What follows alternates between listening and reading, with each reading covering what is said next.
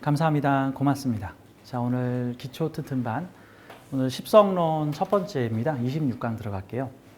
그동안 우리가 기초반에서 25개 강의를 하면서 천간 10개의 글자, 그 다음에 지지 12개의 글자, 그 다음에 오행, 음양, 그 다음에 이제 오행이나 천간 기운의 생극재화, 그래서 생하고 극하고 이런 등등의 재료들을 배웠어요.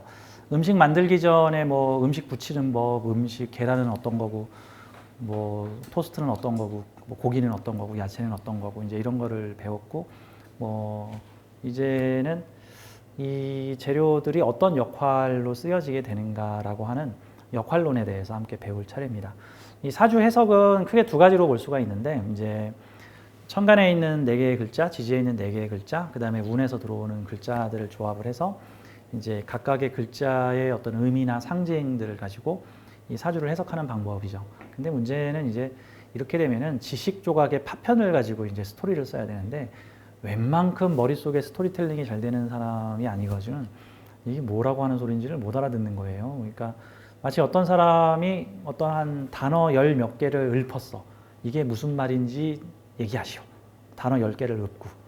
꼭 그런 느낌이죠. 어쩌다 어떤 건 해석이 될 수도 있고 어떤 건 해석이 안 될 수도 있고 사랑, 남자, 돈, 성공, 명예 이런 식으로 얘기했으면 사랑하는 사람이 돈과 명예를 가지고 성공했다는 소린지 내가 사랑과 명예를 가지고 남자를 쳐버렸다는 소린지 남자가 사랑을 가지고 나를 울렸다는 소린지 남자가 사랑을 가지고 돈과 명예로 나를 다스린다는 소린지 이게 해석이 되게 여러 가지가 나올 수 있는 거잖아요.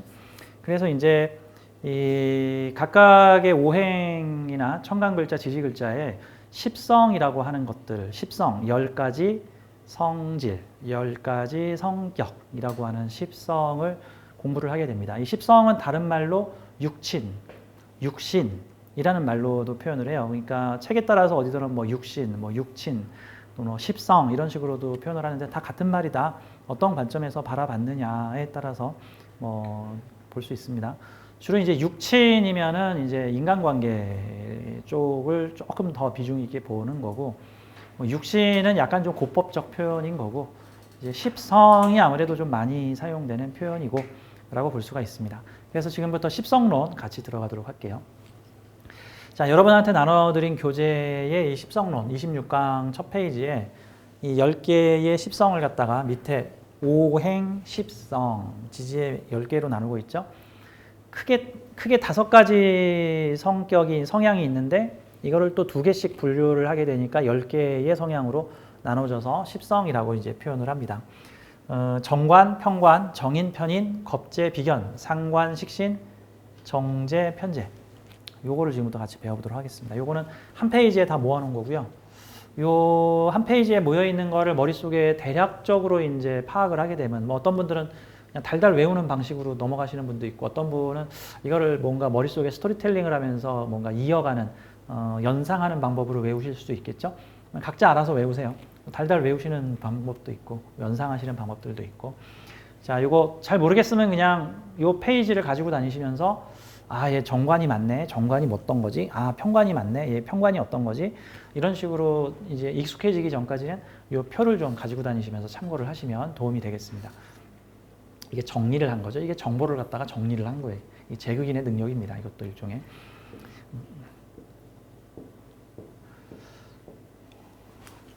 지금 페이지 수가 많은데 여러분 가지고 있는 페이지 수가 많죠? 사실 얘네들은 특별히 코멘트하지 않고 제가 그냥 쑥 넘어갈 거예요. 우선 전체적인 개요를 좀 보도록 할게요.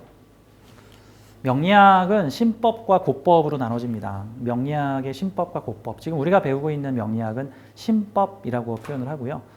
고법 또는 구법이라고 하는 명리학. 이게 신법과 구법이 어떤 차이가 있냐면은 이 구법 명리학은 당나라 시대 때에 정리가 됩니다. 이 당나라가 중국의 어떤 시기냐면 대략 600년에서 900년 사이에 당나라가 있었어요. 우리한테 당나라 군대, 당태종의 고구려 침략 이런 식으로 우리는 유명하죠. 당나라가 있던 시절에 우리나라는 고구려가 있었죠. 자, 당나라 시절에 이허중이라고 하시는 분이 그 일명 당나라식 사주방식이라고 하는 당사주라는 것을 만듭니다.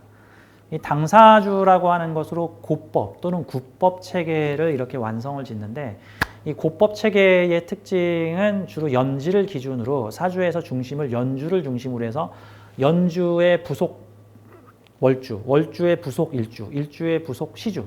그냥 크게 볼 때는 그냥 연주 가지고 웬만큼 다 처리함 같은 형태예요.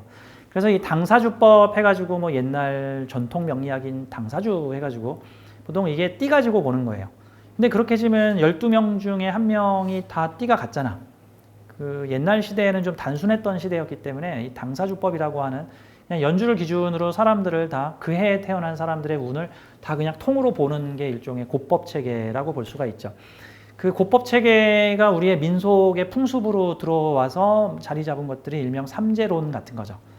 삼재론. 4명 중에 1명은 재수없다, 지금. 현재 삼재 기간 중에 3년간 재수없다, 들삼재, 뭐 날삼재 해가지고 삼재론. 이게 일종의 옛날 국법 체계 명리학이 이 일종의 그러니까 무속이나 어떤 풍습, 세시풍속 같은 걸로 반영된 사례라고 볼 수 있죠. 그냥 참고만 하세요. 근데 이게 현대적인 신법 사주로 바뀌게 된 게 그 자평이라고 하시는 분이 계시는데 그분 이름이 서자평이세요. 서자평이라고 하시는 분이 송나라 시대 때 분이십니다. 이 송나라라는 나라는 이 중국이 당나라가 600년부터 900년까지고 900년부터 960년까지는 뭐 5, 16국이라고 해가지고 되게 좀 이렇게 혼란스러운 시기를 거치다가 대략 960년경부터 한 1260년경까지 한 300년 동안 송나라 시대열이 만들어집니다. 이 송나라 시절에 신법 명리학이라고 하는 이 자평, 서자평이라는 분이 야, 사주를 왜 연주 중심으로 봐야 되냐? 야, 그럼 12명 중에 1명은 다 운이 똑같다라는 거야? 야, 그거 너무 러프하잖아. 그래가지고 이게 사주가 맞겠냐? 좀 디테일하게 보자. 해가지고 일주, 특히 일간을 기준으로 사주의 중심을 잡게 되는 체계. 그러니까 고법사주와 신법사주의 차이는 연주를 중심으로 보느냐, 일간을 중심으로 보느냐 차이예요. 연주를 중심으로 보지 않고 일간을 중심으로 보는 신법사주. 그래서 자평명리학이라고 이제 우리가 보는 이 명리를 자평명리, 뭐 자평팔자학 이런 식으로 이제 신법 체계가 만들어지게 됩니다.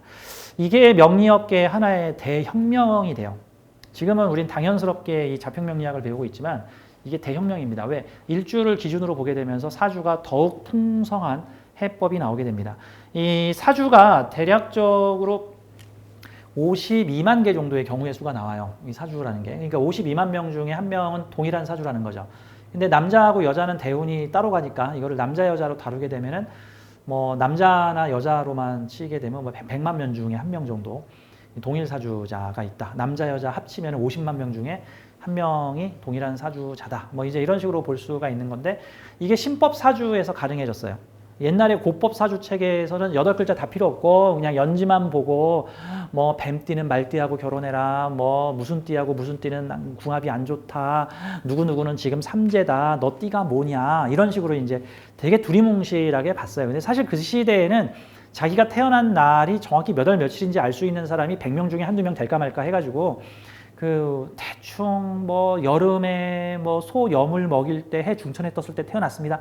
아 근데 그게 7월인가 8월인가 뭐 대충 이런 식이었기 때문에 뭐 궁궐에 살거나 뭐 귀족이거나 좀 학문의 조예가 있거나 하는 사람만 내가 태어난 사주 8글자를 뽑을 수 있었으니까 스님들께서 이렇게 탁발하시면서 덕담 한마디 해드려야 되는데 자네 사주가 어떻게 되는가? 아유 저는 말띠인 것밖에 모릅니다. 뭐 이렇게 얘기를 하니까 저는 누구랑 결혼하면 좋습니까? 그럼 뭐 호랑이띠랑 결혼하시면 좋네. 뭐 이런 식으로 이제 얘기를 해줬다 같은 거예요. 자, 신법 사주의 체계로 오면서 사주의 중심이 일간이 됩니다. 사주의 중심이 일간이냐 연지냐의 차이는 무슨 차이냐면 옛날 시절에는 사람을 어떤 사회의 부속품으로 봤습니다. 사주에서 연지가 상징하는 것은 그 사람의 어떤 족벌, 가문, 어떤 신분 이런 것들을 보는 겁니다. 사실 그 사람의 개인적 개성이 어떻든 간에 그 사람이 무슨 가문에 뭐 무슨 신분에 무슨 사회를 살고 있으면 그냥 그거에 속한 사람들은 그냥 다 통으로 하나로 본 거예요. 하나로 본 거.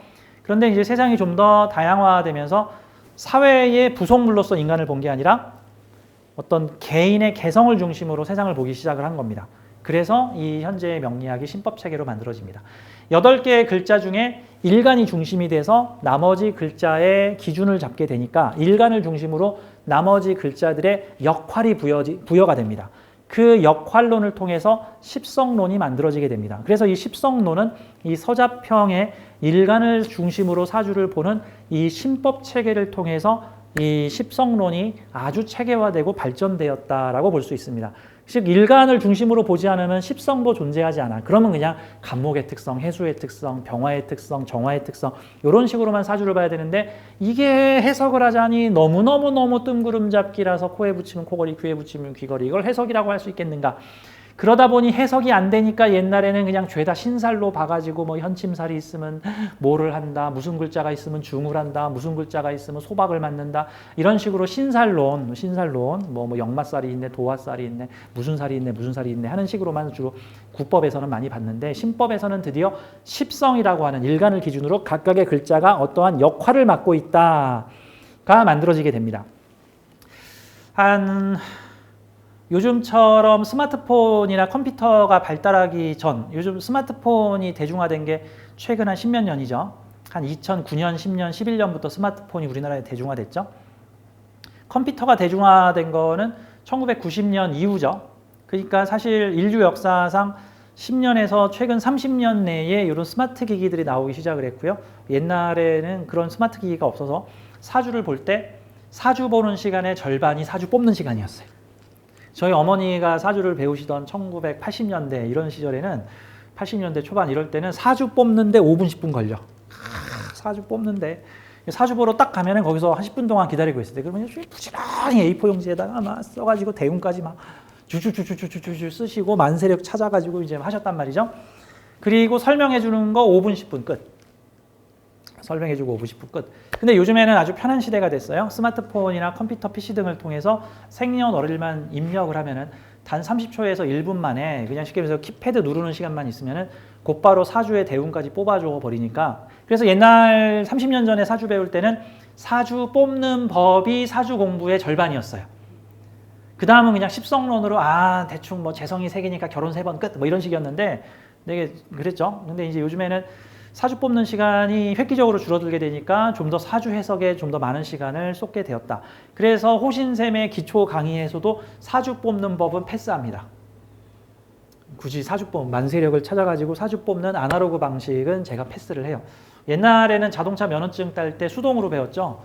어떻게 자동으로 운전하는 것을 운전이라고 할 수 있겠는가. 수동으로 운전을 해야 운전이다 그랬는데 요즘에는 전체 승용차의 95%, 전체 모든 차의 80% 이상이 다 오토차로 바뀌다 보니까 요즘에 이제 운전면허도 다 오토로 바뀐다고 그래요. 일종 면허도 이제 오토 면허가 생긴다고 하더라고요. 이제는 스틱 안 만져도 된다. 이제 옛날에는 사주 뽑는 시간이 오래 걸렸는데 이제는 굳이 사주를 뽑지 않아도 컴퓨터 만세력이나 스마트폰 어플을 통해서 뽑을 수가 있어서 제가 요거는 패스합니다. 물론 그렇다고 여러분 사주 뽑는 법 배울 필요 없어요. 그냥 스마트폰으로 하세요라고 말하는 건 아닙니다. 제가 시간을 절약하기 위해서 하는 것일 뿐이에요. 자, 오행 십성에 대해서 요 내용들입니다. 이게 아날로그적으로 사주를 뽑을 때 이게 일간이 무엇인가가 파악이 되면은 나머지 글자들이 다 식신상관 요 표를 봐가지고 이게 수동으로 뽑을 수 있는 방법이에요. 현재 무슨 사주가 있다. 일간, 일주의 천간 글자를 기준 해가지고 나머지 글자들이 정제가 되고 편제가 되고 정인이 되고 비겁이 되고 겁제가 되고 이런 식으로 각각의 임무 역할을 맡게 되는 겁니다. 오행 순환표. 그래서 요 밑에 있는 내용들은 참고를 하십시오. 참고를. 자, 일간을 기준으로 십성의 생극을 본다. 자, 오행의 기운을, 에너지를 임무 역할적으로 표현할 때는 십성으로 표현한다. 사주 글자, 천간 글자나 지지 글자의 본연의 성격을 글자 자의라고 합니다. 본연의 성격. 그리고 해당 글자가 담당하고 있는 임무 역할을 십성이라고 합니다. 뭐 이렇게 표현할 수가 있겠죠. 야, 이번에 그 배역 누가 맡았어? 그랬더니 되게 차분한 사람이 이번에 사이코 역을 맡았어. 그러면 그래 되게 차분한 연기를 잘하고 차분한 기본 성향을 가진 사람이 이번에 그 미친놈 사이코 연기를 맡았어. 그러면 되게 좀 차분한 사이코가 나올 확률이 높겠고. 야, 이번에는 그 악역 이 경찰 역할은 누가 맡았어?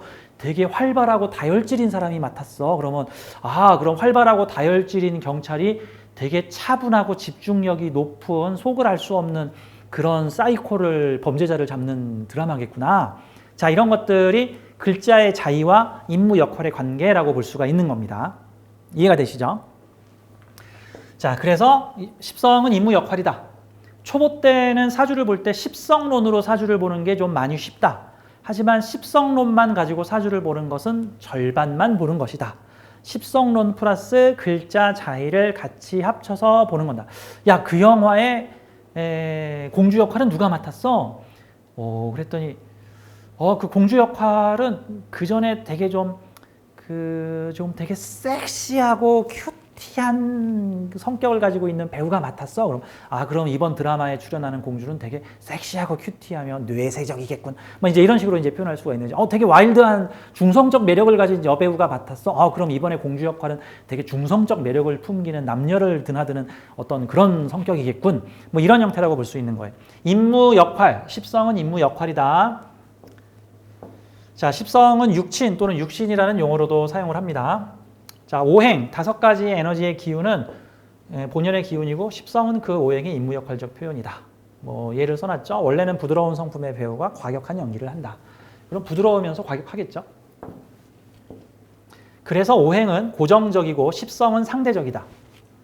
오행은 고정적, 갑이나 을, 병이나 정화, 해수나 자수는 그 본연의 자의는 고정적이다. 자수는 이런 특성이 있어요. 해수는 이런 특성이 있어요.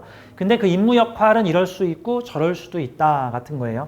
나한테는 이런 역할이지만 그게 저 사람 사주에서는 저런 역할로 나타날 수 있는 겁니다. 십성은 상대적이다. 이 상대적이라는 거는 보는 관점, 기준점에 따라 변한다. 일간의 기준으로 볼 때 저 글자는 무슨 역할이지만 사회의 기준으로 볼 땐 무슨 역할이고 국가적 개념으로 볼 땐 저 글자는 무슨 역할이다 라는 형태로 달라질 수 있다는 거예요. 따라서 사주는 글자별 오행적 특성과 역할적 특성, 즉 십성을 함께 보고 풀어낸다. 오행적 해성은 사주의 자의적이라는 것은 근원적 본연의 작용을 말하는 거예요. 오행적 해석은 사주의 자의적 작용을 알려준다. 반면에 십성적 해석은 사주의 역할적 작용을 알려준다. 사주가 십성적으로 관성 8글자 중에 6글자가 관성이라는 뜻은 이번 지구별 체험에서 주로 관성이 상징하는 계급, 공동체, 어떤 규제, 억제, 통제, 명예, 지위 이런 거와 관련된 조직 통제적 경험을 많이 하게 되는 사주다. 내가 나를 통제하고 남이 나를 통제하고 또 일정 시기가 되면 내가 남을 통제하고 또 내가 남을 규제하거나 보호하고 이런 형태의 경험을 풍부하게 하고 오라. 근데 그것이 갑목으로 돼 있으면 부드럽게 새롭게, 자수로 돼 있으면 비밀스럽게 몰래 남들 잘 모르게, 병화로 돼 있으면 소문내고 드러내면서 금으로 돼 있으면은 정리정돈하고 판별하고 분별해 가면서 그런 십성적 역할을 하라 라는 의미로 사주를 해석을 하시면 되는 거예요. 자, 십성 용어에 여러 가지 표현이 있다.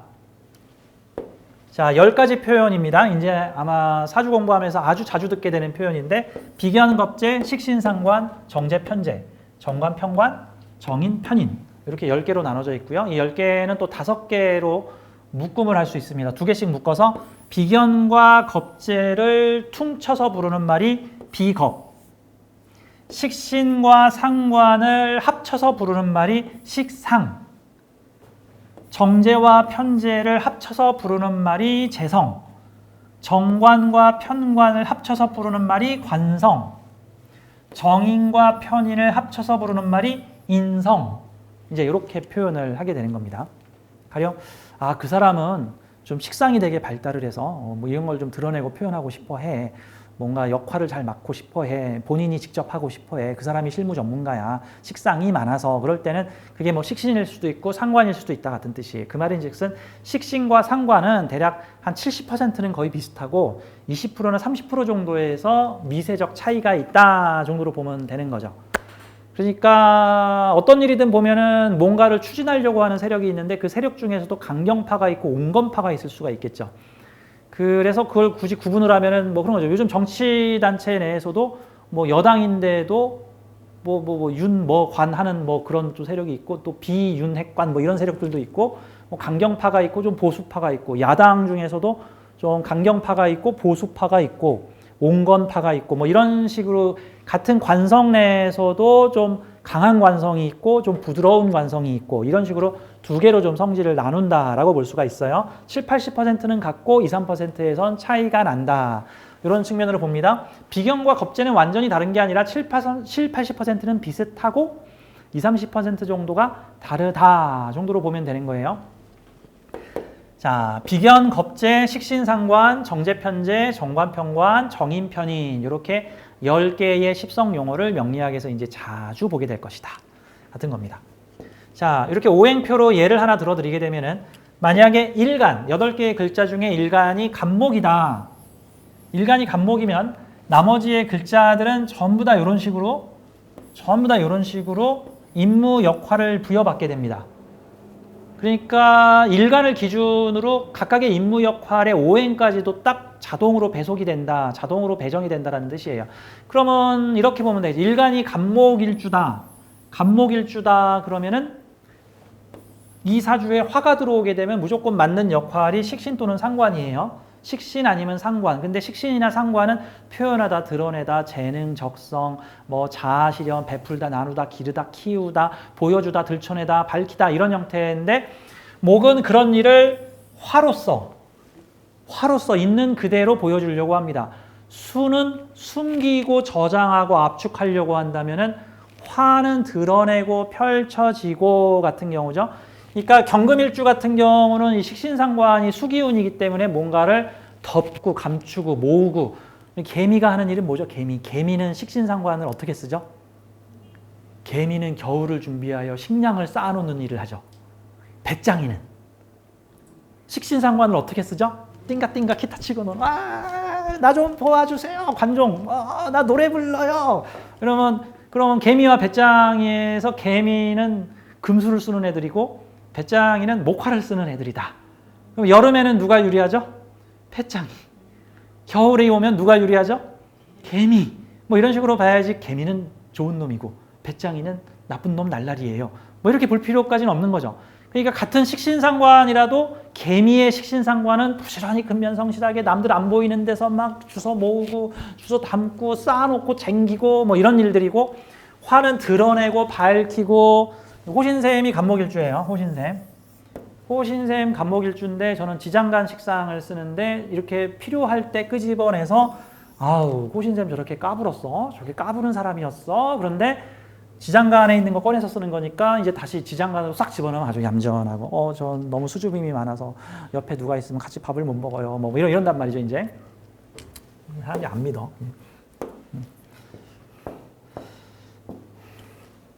오행 배울 때 토를 뭐라고 배웠냐 하면은 안정, 지속, 유지, 현상유지, 안정화라고 했죠. 간목일주나 을목일주들은 재성, 즉 나의 소유물이나 재물 경제활동을 토로서 사용을 해.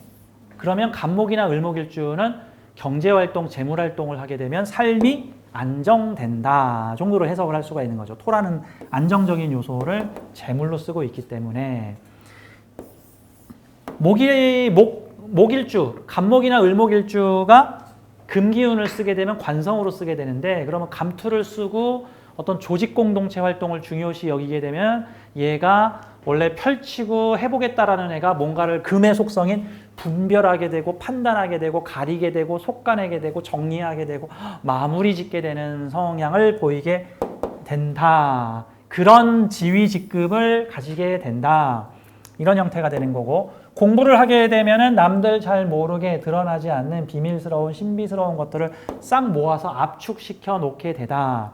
그러면 사주를 수도 있고 화도 있고 간목일주가 수도 있고 화도 있으면 수의 인성으로 뭔가 세상의 어떤 지식지에 근데 당장 쓰여지는 건 아닌 나중에 쓰여질 것 같은 것들을 싹 주워 모아서 저장을 해서 함축을 해놓고 화라는 어떤 재주와 능력을 표현해서 이거를 드러내고 활용하게 된다. 같은 형태. 그럼 목일주들은 수를 인성으로 쓰고 그러니까 남들 모르게 받아들이고 수용하고 공부하고 남들 앞에서 자랑스럽게 그거를 들춰내고 펼치고 베풀고 나누고 라는 측면으로 보면 되겠죠.